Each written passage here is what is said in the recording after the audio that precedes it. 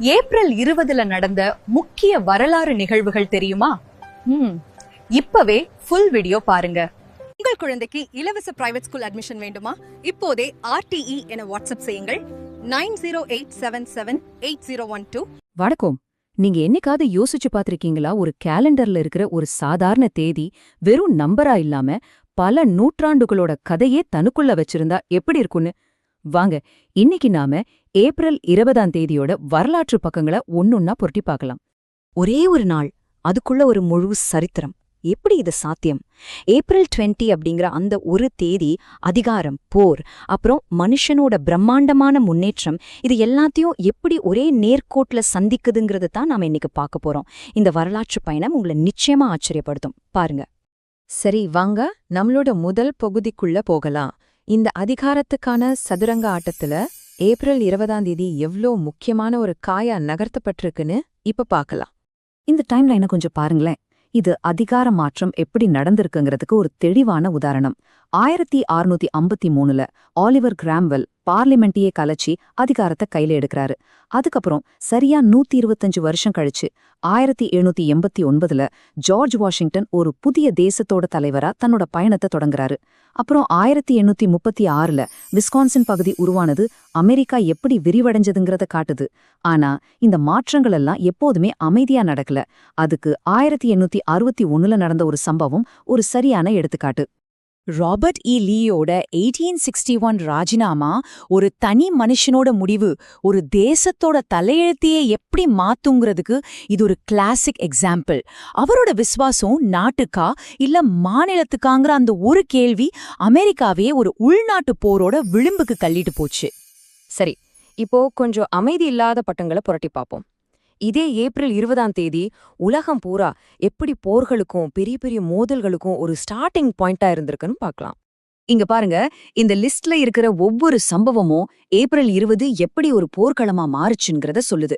1792ல France போட்ட போர் அறிவிப்பு ஒட்டுமொத்த ஐரோப்பாவையும் போர்க்களமா மாத்துச்சு. அதே மாதிரி 1898ல ஸ்பானியா அமெரிக்க போர் தொடங்குச்சு. சின்ன சின்ன உள்நாட்டு கிளர்ச்சிகள் இருந்து பெரிய உலக போர்கள் வரைக்கும் இந்த நாள் பல நாடுகளோட வரலாற்றை ரத்தத்தால எழுதியிருக்கு. போர் அறிவிக்கப்பட்டது, நாடுகளின் தலைவிதி தீர்மானிக்கப்பட்டது. சும்மா யோசிச்சு பாருங்க இந்த வரிகளோட பாரத்தை. 1792ல பிரான்ஸ் எடுத்த அந்த ஒரே ஒரு முடிவு பல 10 வருஷ போர்களுக்கும் லட்சக்கணக்கான மக்கள் சாகிறதுக்கும் காரணமா அமைஞ்சது. ஆனா ஏப்ரல் 20ஆம் தேதியோட கதை வெறும் அழிவோட முடியல. இது மனுஷனோட அறிவோட பிரகாசமான தருணங்களையும் தனக்குள்ள வச்சிருக்கு. வாங்க, அறிவியல் வெளிச்சம் பாய்ச்சின பக்கங்களை பார்க்கலாம். பல நூற்றாண்டுகளா மக்கள் ஒரு விஷயத்தை நம்பிட்டு வந்தாங்க. அதாவது உயிரே இல்லாத பொருட்கள்ல இருந்துதான் தானா உயிர் உருவாகிடும்னு. ஆனா 1862 ஏப்ரல் 20ஆம் தேதி லூயி பாஸ்டர் தன்னோட ஃபேமஸான சோதனைகள் மூலமா உயிர்ல இருந்துதான் உயிர் வரும் அப்படிங்கறத நிரூபிச்சாரு. இன்னைக்கு இருக்கிற நவீன மருத்துவம், மைக்ரோபயாலஜி எல்லாத்துக்கும் இதுதான் அடித்தளம். பாருங்க, அதே ஏப்ரல் 20ஆம் தேதி ஆனா 1902ல அறிவியல் உலகத்துல இன்னொரு அற்புதம் நடந்துச்சு. மேரி மற்றும் பியர் கியூரி ரேடியம் அப்படிங்கிற ஒரு தனிமத்தை பிரிச்சு எடுத்தாங்க. இந்த ஒரே ஒரு கண்டுபிடிப்பு அணு இயற்பியல் தொடங்கி கேன்சர் ட்ரீட்மெண்ட் வரைக்கும் எல்லாத்தையும் மாத்தி அமைச்சது. சரி, நாம இப்ப நம்மளோட கடைசி பகுதிக்கு வந்துட்டோம். இந்த நாள் சமூகத்தோட வழிகளையும் போராட்டங்களையும் நீதிக்கான தேடல்களையும் எப்படி எதிரொலிக்குதுன்னு பார்க்கலாம் வாங்க. இந்த ஒப்பீடு ரொம்ப முக்கியம். இது மனுஷனோட முன்னேற்றத்தோட 2 பக்கங்களையும் ஒரே நேரத்துல காட்டுது. 1902ல ரேடியம் கண்டுபிடிப்பு உயிரை காப்பாத்துறதுக்கு நம்பிக்கை கொடுத்துச்சு. ஆனா ஒரு 100 வருஷம் கழிச்சு 2010ல டீப் வாட்டர் ஹொரைசன் எண்ணெய் கசிவு நம்மளோட டெக்னாலஜி முன்னேற்றம் சுற்றுச்சூழலுக்கு எவ்ளோ பெரிய பேரழிவை கொண்டு வரும்னு நமக்கு ஞாபகப்படுத்துச்சு. ஏப்ரல் 20 சமூக கொந்தளிப்புகளோட நாளாகவும் இருந்திருக்கு. 1914ல நடந்த லட்லோ படுகொலை தொழிலாளர் உரிமை போராட்டத்தை முன்னுக்கு கொண்டு வந்துச்சு.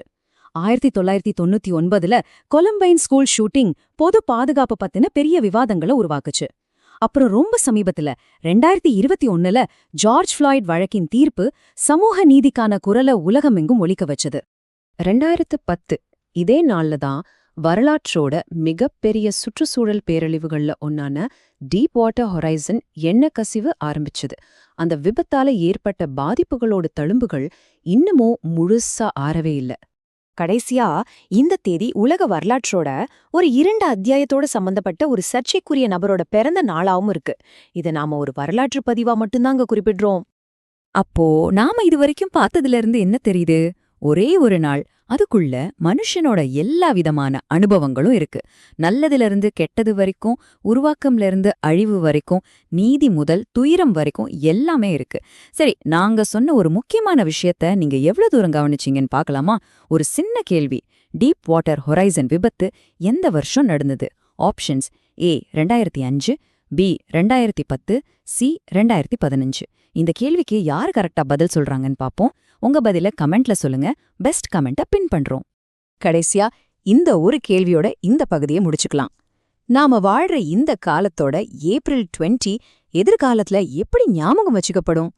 நம்மளோட செயல்கள் நாளைக்கு எழுத போற வரலாற்று புத்தகத்துல எப்படி இருக்கும்? யோசிச்சு பாருங்க. இந்த மாதிரி பயனுள்ள தகவல்களை நாங்க தொடர்ந்து சொல்லிக்கிட்டே இருப்போம். அதனால மறக்காம நம்ம சேனலை சப்ஸ்கிரைப் பண்ணுங்க. அப்போதான் நாங்க போடுற முக்கியமான விஷயங்கள் உங்களுக்கு உடனே நோட்டிஃபிகேஷன்ல வரும். எங்களுக்கும் அது கொஞ்சம் உதவியா இருக்கும். இந்த வீடியோவை முழுசா பார்த்ததுக்கு நன்றி. உங்கள் குழந்தைக்கு இலவச பிரைவேட் ஸ்கூல் அட்மிஷன் வேண்டுமா? இப்போதே RTE என வாட்ஸ்அப் செய்யுங்கள் 9087780112. இந்த வீடியோ பார்த்ததுக்கு நன்றி. வீடியோ பிடிச்சிருந்தால் லைக் பண்ணுங்க, நண்பர்களுக்கும் ஷேர் பண்ணுங்க. செல்லூர் இ சேவா இன்ஃபோ சேனலை மறக்காமல் சப்ஸ்கிரைப் பண்ணுங்க நண்பர்களே.